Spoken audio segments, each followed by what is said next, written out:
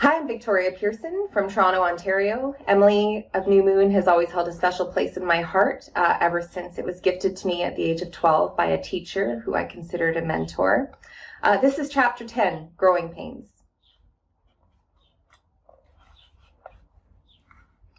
There was a great deal of suppressed excitement in school during the last week in June, the cause thereof being Rhoda Stewart's birthday party, which was to take place early in July.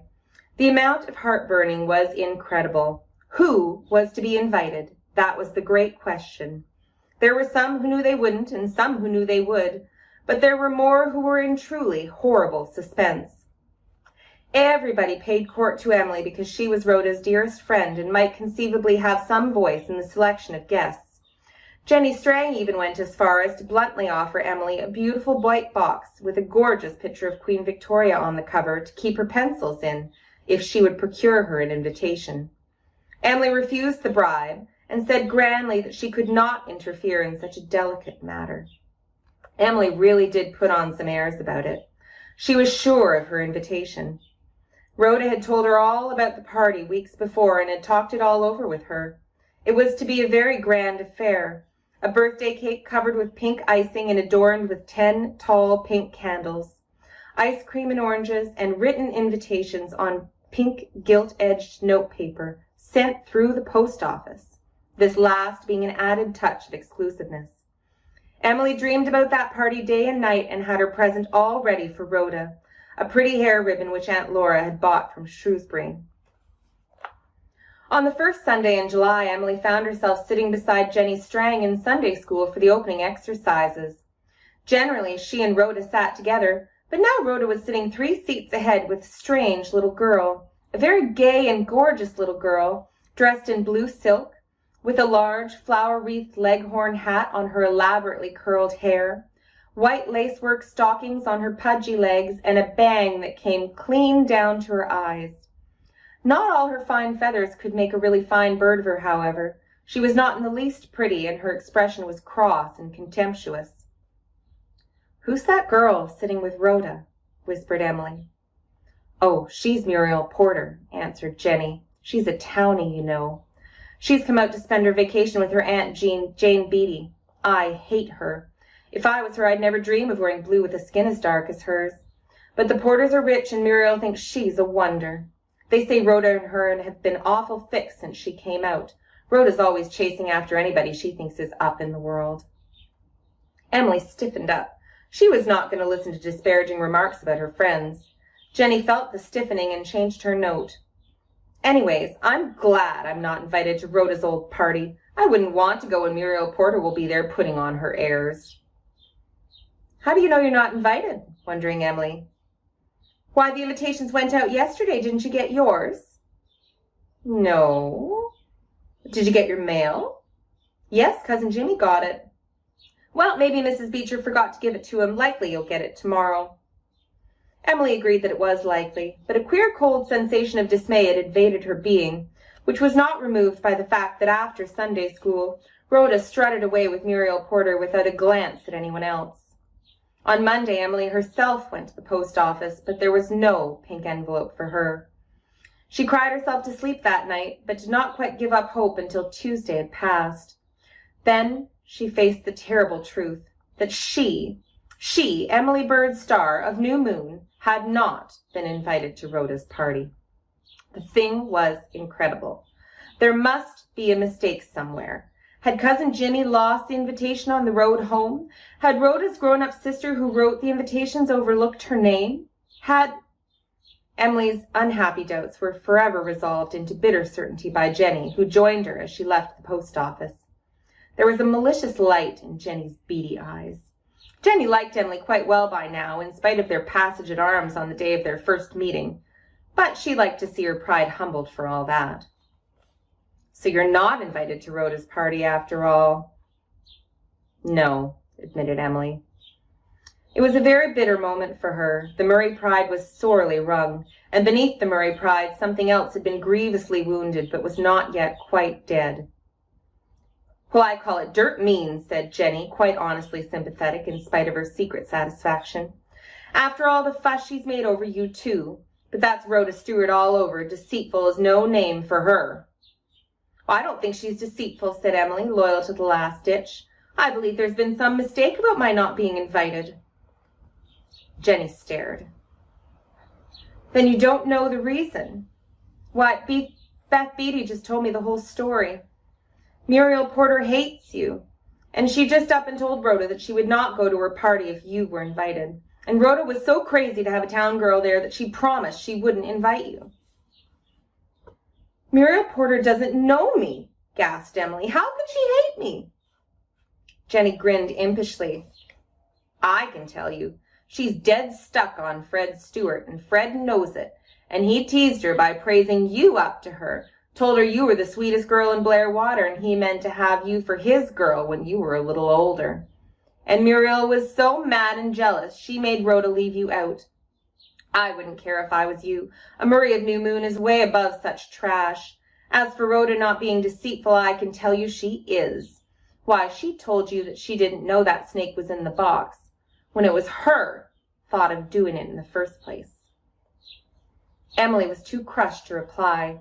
She was glad that Jenny had to switch off down her own lane and leave her alone. She hurried home, afraid that she could not keep the tears back until she caught there. Disappointment about the party, humiliation over the insult, all were swallowed up in the anguish of a faith betrayed and a trust outraged. Her love of Rhoda was quite dead now, and Emily smarted to the core of her soul with the pain of the blow that had killed it. It was a child's tragedy, and all the more bitter for that, since there was no one to understand. Aunt Elizabeth told her that birthday parties were all nonsense, and that the Stewarts were not a family that the Murrays had ever associated with. And even Aunt Laura, though she petted and comforted, did not realize how deep and grievous the hurt had been. So deep and grievous that Emily could not even write about it to her father, and had no outlet for the violence of emotion that racked her being. The next Sunday, Rhoda was alone in Sunday school, Muriel Porter having been suddenly summoned back to town by her father's illness. And Rhoda looked sweetly towards Emily. But Emily sailed past her with a head held very high and scorn on every lineament. She would never have anything to do with Rhoda Stewart again. She couldn't. She despised Rhoda more than ever for trying to get back with her, now that the town girl for whom she had sacrificed her was gone. It was not for Rhoda she mourned, it was for the friendship that had been so dear to her. Rhoda had been dear and sweet on the surface at least, and Emily had found intense happiness in their companionship. Now it was gone, and she could never, never love or trust anybody again. There lay the sting. It poisoned everything. Emily was of a nature which, even as a child, did not readily recover from or forget such a blow. She moped about New Moon, lost her appetite, and grew thin. She hated to go to Sunday school because she thought the other girls exulted in her humiliation and her estrangement from Rhoda. Some slight feeling of the kind there was, perhaps, but Emily morbidly exaggerated it. If two girls whispered or giggled together, she thought she was being discussed and laughed at. If one of them walked home with her, she thought it was out of condescending pity because she was friendless. For a month, Emily was the most unhappy little being in Blair Water. I think I must have been put under a curse at birth, she reflected disconsolately. Aunt Elizabeth had a more prosaic idea to account for Emily's languor and lack of appetite. She had come to the conclusion that Emily's heavy masses of hair took from her strength, and that she would be much stronger and better if it were cut off. With Aunt Elizabeth, to decide was to act. One morning she coolly informed Emily that her hair was to be shingled. Emily could not believe her ears. You don't mean that you're going to cut off my hair, Aunt Elizabeth? She exclaimed. Yes, I mean exactly that, said Aunt Elizabeth firmly. You have entirely too much hair, especially for hot weather. I feel sure that's why you've been so miserable lately. Now I don't want any crying. But Emily could not keep the tears back. Don't cut it all off, she pleaded. Just cut a good big bang. Lots of the girls have their hair banged clean from the crown of their heads. That would take half my hair off, and the rest won't take too much strength. There will be no bangs here, said Aunt Elizabeth. I've told you so often enough. I'm going to shingle your hair close all over your head for the hot weather. You'll be thankful to me some day for it. Emily felt anything but thankful just then. "It's my one beauty," she sobbed. "It and my lashes. I suppose you want to cut off my lashes, too." Aunt Elizabeth did distrust those long, up-curled fringes of Emily's, which were an inheritance from the girlish stepmother and too un-Murray-like to be approved. But she had no designs against them. The hair must go, however, and she curtly bade Emily wait there without any fuss until she got the scissors. Emily waited quite hopelessly. She must lose her lovely hair, the hair her father had been so proud of. It might grow again in time if Aunt Elizabeth let it, but that would take years, and meanwhile what a fright she would be. Aunt Laura and Cousin Jimmy were out. She had no one to back her up. This horrible thing must happen. Aunt Elizabeth returned with the scissors. They clicked suggestively as she opened them. That click, as if by magic, seemed to loosen something, some strange formidable power in Emily's soul. She turned deliberately around and faced her aunt. She felt her brows drawing together in an unaccustomed way. She felt an uprush as from unknown depths of some irresistible surge of energy. "Aunt Elizabeth," she said, looking straight at the lady with the scissors, "my hair is not going to be cut off. Let me hear no more of this." An amazing thing happened to Aunt Elizabeth. She turned pale. She laid the scissors down. She looked aghast for one moment at the transformed or possessed child before her. And then, for the first time in her life, Elizabeth Murray turned tail and fled, literally fled, to the kitchen. "What's the matter, Elizabeth?" cried Laura, coming in from the cookhouse. I saw Father looking from her face," gasped Elizabeth, trembling. "And she said, 'Let me hear no more of this,' just as he always said it, his very words." Emily overheard her and ran to the sideboard mirror. She had, while she was speaking, an uncanny feeling of wearing someone else's face instead of her own. It was vanishing now, but Emily caught a glimpse of it as it left. The Murray look, she supposed. No wonder it had frightened Aunt Elizabeth, frightened herself. She was glad that it had gone. She shivered.